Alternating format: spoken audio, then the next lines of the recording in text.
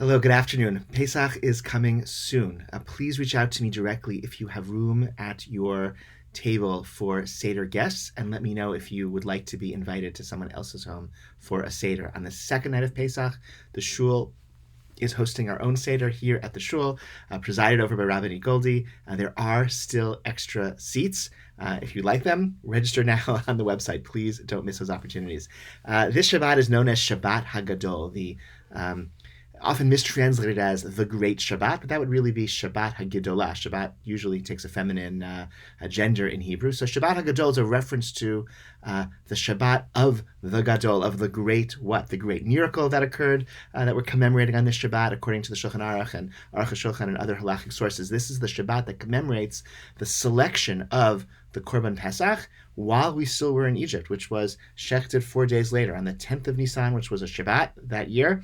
We all took our Korban Pesach, we selected our lamb, and according to rabbinic tradition, this was a animal that was worshipped by the Egyptians. They saw us taking the Avodah Zarah, the idol that they worshipped, and that we maybe joined them in worshipping while we were in Egypt, and we were taking it. And by that point in the Exodus story, they were unable to prevent us from selecting those lambs and designating them for the Korban Pesach. And that's the great miracle that occurred on that day, the miracle of our own willingness to, as it were, not slaughter the sacred cows, but slaughter the sacred sheep.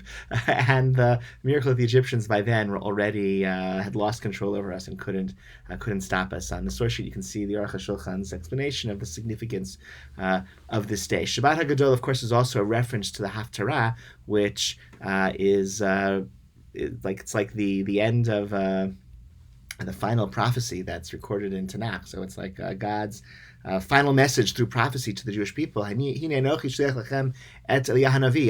says, I'm going to send you Eliyahu HaNavi. There's going to be another messianic message from me at the end of history. Before the day of the Lord comes, this awesome and frightening and Gadol, this great day of the Lord, is going to come. Eliyahu HaNavi is going to be the portend of that messianic message. And we read that prior to Pesach on Shabbat HaGadol. And again, that's also a source of the name. The Haftarah gives the Shabbat its name, like Shabbat Chazon, where the Haftarah is the source of the name for the Shabbos itself.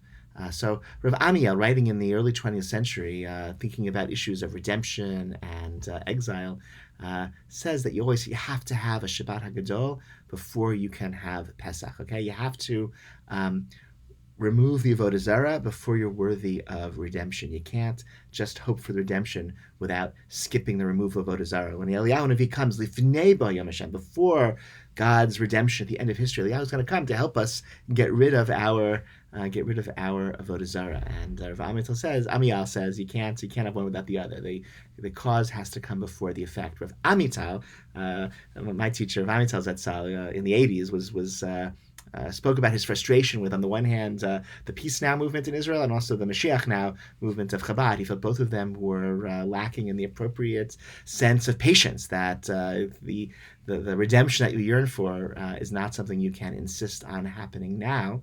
It's not something that can necessarily have with urgency. You need to prepare. You need to do the work first in order to get to the goal that you want. Anything worth hoping for is worth working towards. And I think this is further drawn out in some of the laws of Pesach. Amiel writes about this. There are Hasidic masters who wrote about this as well. I mean, it's the halacha is that when it comes to chametz and Pesach, you don't have to remove from your surroundings chametz that doesn't belong to you. Halacha, Gemara Pesachim, even though the Torah maybe hints to that, but the rabbis understood that what the Torah means is that it's only our own chametz we control, that's ours.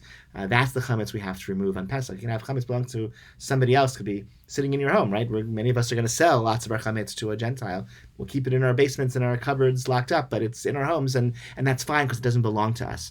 And there's sort of like a spiritual, musar, ethical improvement message there, right? It's very easy to see somebody else's chametz. It's very easy to see somebody else's flaws and all the improvements that they should make to make themselves better.